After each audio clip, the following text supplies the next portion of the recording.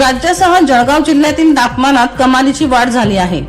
गेल्या आठवड्यात जिल्ह्यात दाटलेले अवकाळीचे ढग कमी होऊन जिल्ह्यात आता उन्हाच्या झळा वाढल्या आहेत। जळगाव जिल्ह्यातील तापमानाचा पारा 42 अंशावर गेला आहे।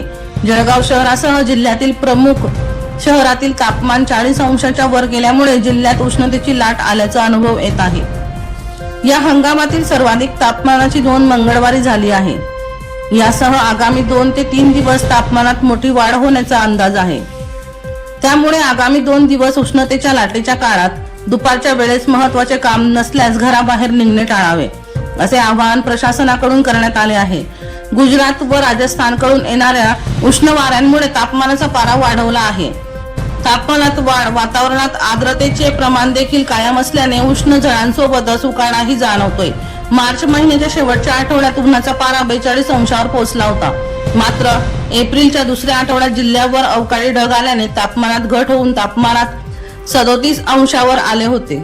दीपक राठोड यांचा रिपोर्ट DR न्यूज जळगाव।